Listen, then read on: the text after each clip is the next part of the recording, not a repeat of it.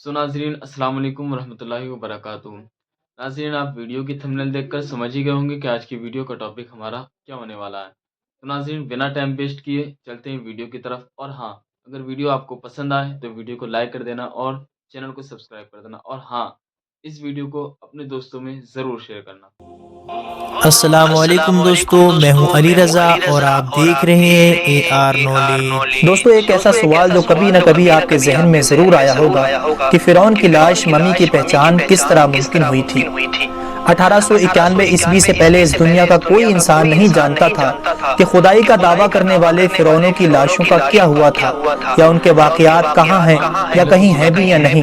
इल्हामी किताबों तौरात, बाइबल और कुरान पाक में इस वाक़े का जिक्र तफसील से मिलता था कि हज़रत मूसा अलैहिस्सलाम और बनी इसराइल कौम का पीछा करता हुआ फिरौन पानी में गर्क होकर अपनी फौज के साथ मर गया था, जबकि हज़रत मूसा अलैहिस्सलाम और उनकी कौम को पानी ने अल्लाह के हुक्म से गुजरने का रास्ता दे दिया था। इसके बाद इसका क्या हुआ था, इस बारे में बाइबल और तौरात खामोश हैं, लेकिन कुरान पाक में इसके अंजाम के बारे में एक ऐसी अजीब बात कही गई थी जिसको किसी की समझ नहीं थी। बस हम तेरे बदन को समंदर से निकाल कर महफूज कर लेंगे ताकि तू बाद में आने वालों के लिए इबरत बन जाए। सूरह यूनुस आयत नंबर 92। ये वाकया दोस्तों आज से 3500 साल कबल पेश आया था। फिरौन के डूब के मरने के बाद समंदर ने उसकी लाश को अल्लाह के हुक्म से बाहर फेंक दिया, जबकि बाकी लश्कर का कोई नामो निशान न मिला। मिस्रियों में से किसी एक शख्स ने साहिल पर पड़ी उसकी लाश को पहचान कर अहले दरबार को बताया।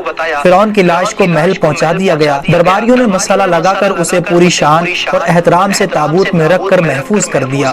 हनूत करने के अमल के दौरान उनसे एक गलती हो गई थी कि फिरौन क्योंकि समंदर में डूब कर मरा था और मरने के बाद कुछ अरसा तक पानी में रहने की वजह से उसके जिस्म पर समंदरी नमकियात की एक तह जमी रह गई थी। मिस्रियों ने उसकी लाश पर नमकियात की वो तह उसी तरह रहने दी और उसे उसी तरह हनूत करके महफूज कर दिया।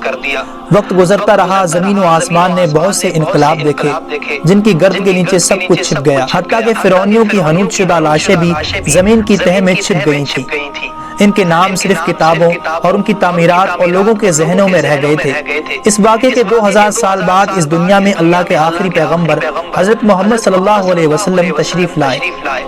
उन पर नाजिल होने वाली आखिरी किताब में फिरौनियों के किस्से बड़ी तफसील के साथ बयान किए गए थे, और इसी सिलसिले में इसी फिरौन का जिस्म महफूज करने की बात भी एक आयत में नाजिल हुई थी, जिसकी सच्चाई पर सब अहले ईमान का पुख्ता यकीन तो था, लेकिन वो समझने से कासिर थे कि इस खुदाई का दावा करने वाले की लाश कहाँ महफूज की गई और कैसे इसे इबरत का निशान बनाया जाएगा। 1871 ईस्वी में मिस्र के एक शहर अल-गुर्निया से ताल्लुक रखने वाले एक गरीब और मामूली चोर अहमद अब्दुल रसूल को फिरौनियों की हनूत शुदा लाशों की तरफ जाने वाले खुफिया रास्ते की रसाई मिल गई। अहमद अब्दुल रसूल, जो कि पुरानी चीजों को चुरा कर बेचा करता था, एक दिन वो दरियाए नील के किनारे से तस्बीहा के मकाम पर उसी सिलसिले में फिर रहा था। जब उसे एक खुफिया रास्ते का पता चला, वहाँ पर वो पुरानी चीजों के लिए जगह खोद रहा था। उसी दौरान उसे कुछ लोगों ने पकड़ लिया और पुलिस के हवाले कर दिया।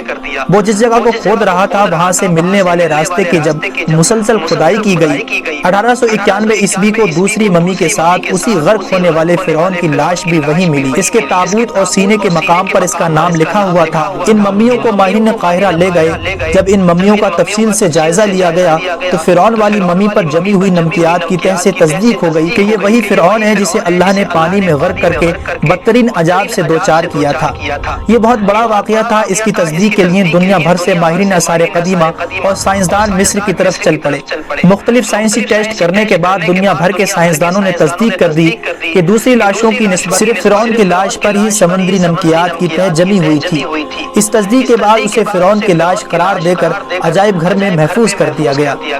1982 में फिरौन की लाश जब खराब होने लगी तो उस वक्त की मिस्री हुकूमत ने फ्रांस की हुकूमत को दरख्वास्त की कि फिरौन की मम्मी को खराब होने से बचाया जाए, नीज जदीद साइंसी जराये के जरिए इसकी मौत की वजह भी मालूम की जाए। चुनांचे मिस्री और फ्रांसीसी हुकूमत ने मिलकर मम्मी को फ्रांस ले जाने का इंतजाम किया। जब फिरौन की लाश को फ्रांस पहुंचाया गया तो एयरपोर्ट पर उस दौर के फ्रांसीसी सदर बजाते खुद हुकूमत के आला औदारों, तमाम वुज़रा और फौज के अफसरान के साथ इस्तकबाल करने के लिए वहां मौजूद थे।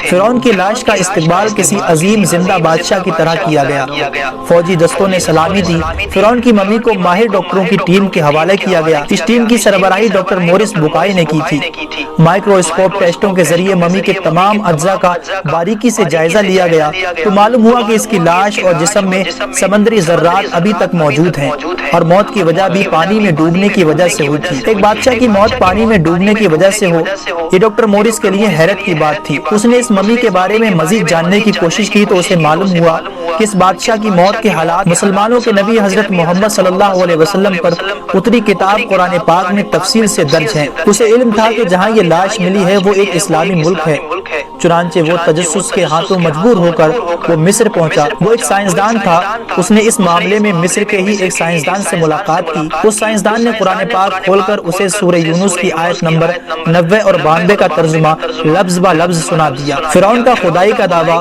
اس کا پانی میں ڈوب کر مرنا اور پھر پانی سے نکال کر اس کی لاش کا حنوط ہو جانا اور پھر دوبارہ لاش کا ملنا اور پھر اس کی لاش کو جدید سائنسی دور میں دوبارہ محفوظ کیا جانا، سب کا اشارہ ایک ہی جانب تھا اور وہ بہت واضح تھا۔ تجھے بعد میں آنے والوں کے لیے عبرت کا نشان بنا دوں گا۔ فرعون کی لاش ایسے محفوظ کر کے دنیا کے سامنے لا رکھ دی گئی ہے کہ انٹرنیٹ کی ایک کلک پر رسائل و جرائد، ٹی وی چینلز اور عجائب گھر میں اربوں انسانوں کی آنکھوں کے سامنے طرز حالت میں موجود ہے۔ عبرت کے لیے، سوچنے کے لیے کہ عبادت کے لائق اور ہمیشہ رہنے والا وہی ہے جو سب کا خالق اور رازق ہے۔ ڈاکٹر مورس نے جب آیت کا ترجمہ سنا تو اسی وقت پکار اٹھا، اللہ سچا ہے، اس کا قرآن سچا ہے اور اس کا نبی حضرت محمد صلی اللہ علیہ وسلم سچے ہیں۔ کلمہ پڑھا اور اسلام میں داخل ہو گیا۔ اگر آپ کو یہ ویڈیو پسند آیا ہو تو اسے لائک اور زیادہ سے زیادہ اپنے تمام دوستوں کو شیئر ضرور کیجیے گا اور اچھی ویڈیوز کے لیے ہمارے چینل کو بھی سبسکرائب ضرور کیجیے گا۔ ہماری اگلی ویڈیوز آنے تک اپنا اور اپنوں کا بہت خیال رکھیے گا۔ جب تک کے لیے اللہ حافظ۔